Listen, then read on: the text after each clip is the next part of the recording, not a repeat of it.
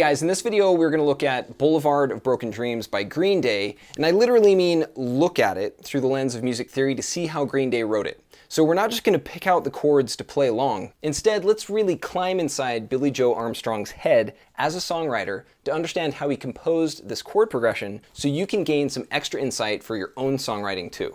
And we're going to do this on both the guitar and the piano so you can see how the same patterns apply to both instruments. Okay, so Boulevard has 7 chords in total. F minor, A flat major, B flat major, C, D flat major, E flat major, and E major. And because the song centers around F minor is the tonal home base established at the start of the song. It's in the key of F.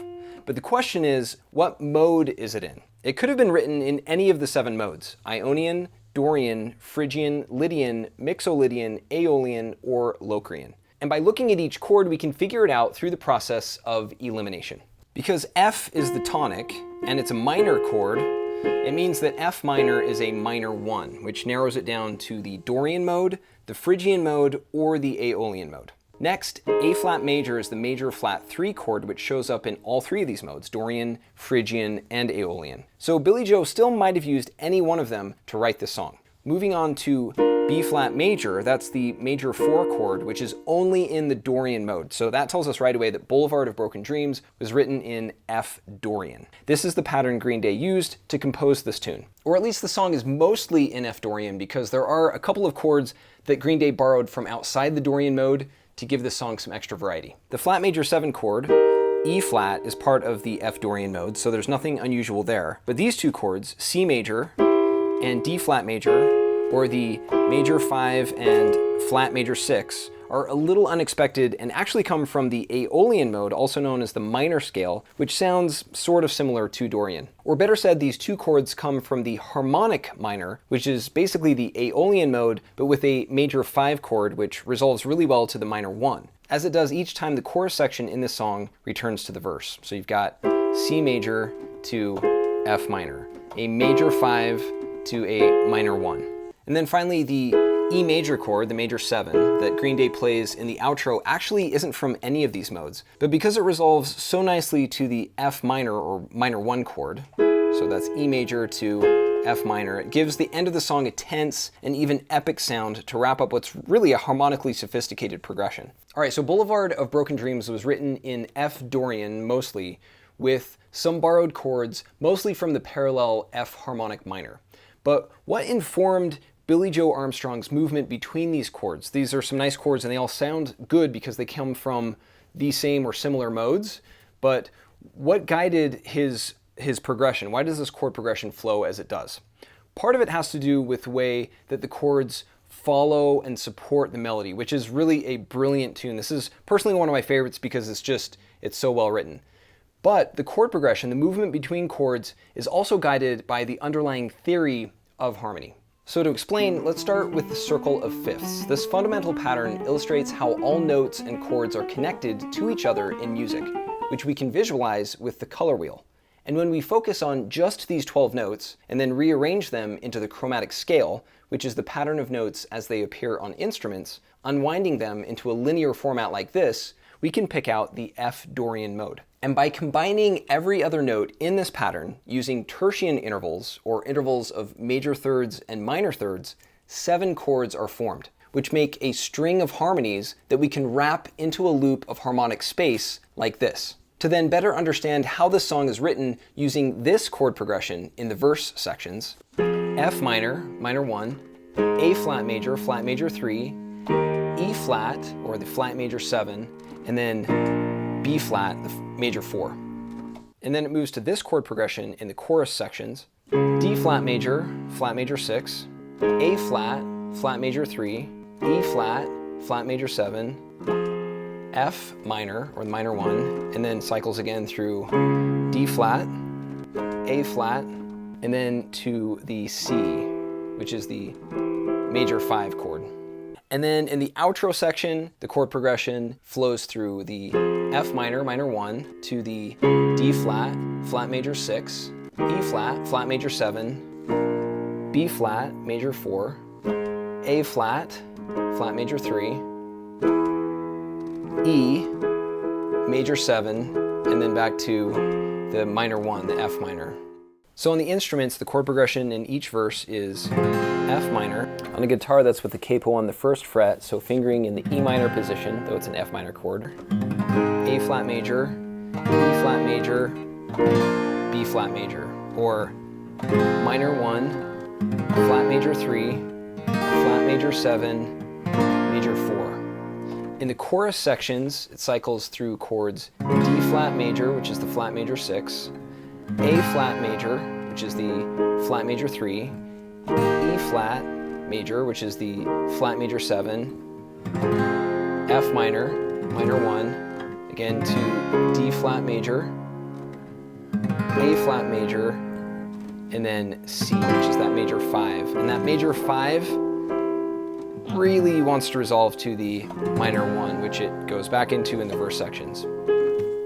And then in the outro, the chord progression is F minor, minor 1, D flat major 6, E flat major 7, B flat major, major 4, A flat, which is the flat major 3, to that E, major 7, which again wants to resolve to the minor 1, or the F minor. So that cycles through that chord progression in the outro.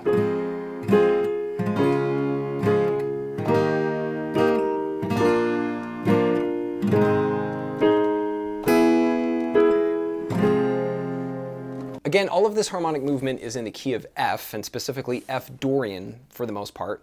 So let's play through the song from beginning to end to see and hear how it all comes together. I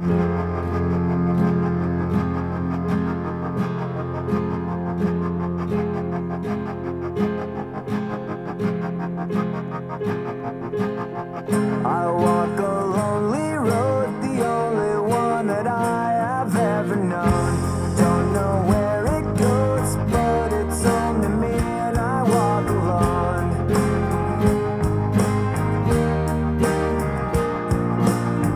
I walk this